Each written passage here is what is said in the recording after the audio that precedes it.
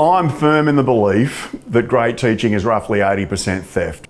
I reckon it's basically seeing other people do amazing things or finding incredible resources, taking it, just like twisting it a little 5-degree turn and then saying it's mine now. I own that, I came up with that, and I actually think that's perfectly fine. So when it comes to learning about anger, I stand on the shoulders of some giants. There's a couple of authors, there's a resource that we're going to include for you in this module, and it's a book that I found universally helpful across all phases of learning, and it's called A Volcano in My Tummy, which is something that a year one girl, when asked, how does anger feel, responded.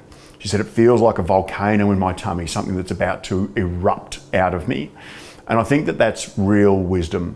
I think that's an emotionally intelligent year one girl. I think that's a student who's really clear on what anger feels like, and this is critically important, especially for our boys, believe it or not, to understand who don't intellectualize anger very well, to realise that the physiological presence of anger in our bodies is something that we can be cued into, that we can do something with.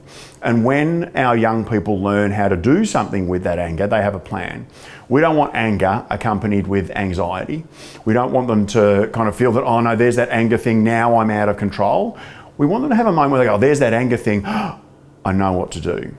And what this book, A Volcano in My Tummy, does is give them the plan. And it's in the form of the anger rules. The anger rules are really simple.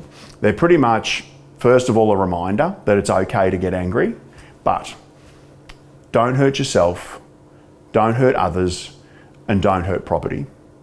And I've had plenty of conversations with young people that have prepared them to be able to handle those anger rules.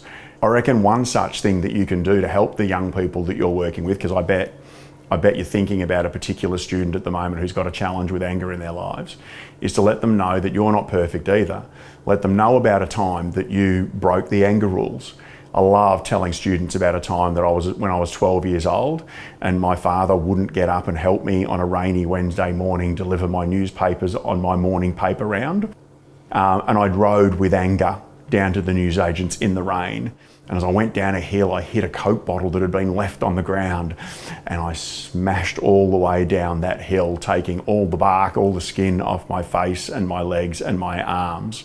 And when I point out to the students that there's a rule in the anger rules that I broke, they're pretty quick and pretty able to identify that, don't hurt yourself.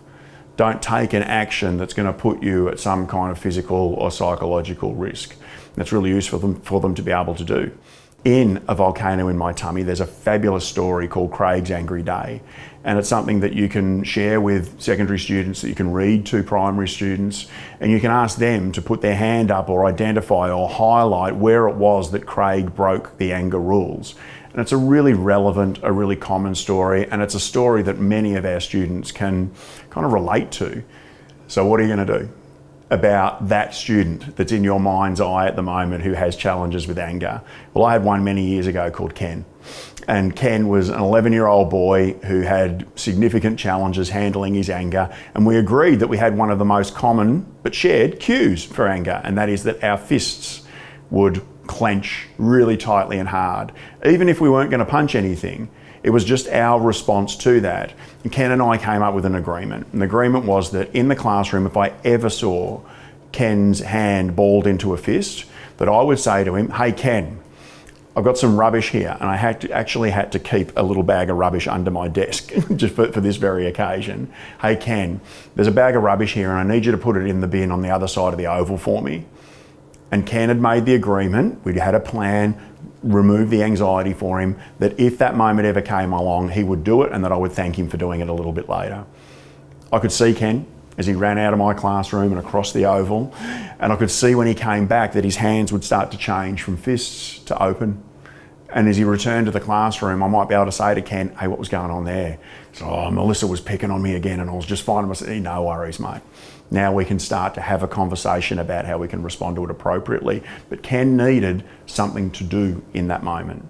And another student called Rachel, who was prone to really strong, angry outbursts when things weren't going her way. She wasn't so keen on the rubbish idea. Rachel liked to keep things clean. So instead, what we developed for Rachel, who had significant behavioural challenges, was a screen pillow. And when I heard Rachel's voice raise, by agreement with her, I would just throw the pillow in Rachel's rough direction. She would walk outside the classroom for a few seconds, put it on her face, and then come back into the classroom, throw me the pillow and go, I feel better now. And sometimes it wasn't even something that I needed to deal with. I just needed to give her the chance to express that anger in a productive way. One final strategy, and I used this in my time as an assistant principal and a principal, was that with a few teachers who were working with some particularly challenging students around anger, we made the agreement that if they ever showed up to my office with a purple post-it note, often these teachers didn't have time to write me a story about what had been going on, a blank purple post-it note would do. These students would turn up to my office, hand me the purple post-it note, and at that point I needed to remove my wedding ring for them.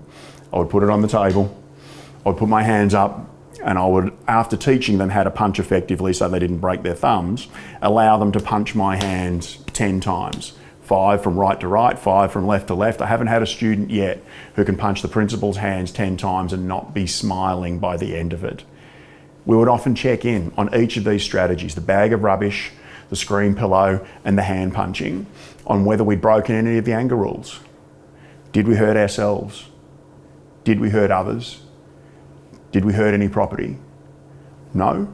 Then we can get to the end of the anger rules, which is, let's talk about it. That's what we want for your students. It begins with giving them the opportunity to understand the anger rules, and then for you to build an environment, to build a little scaffold around them where they might, and where we can thank, congratulate them, and then just have a talk about what's going on.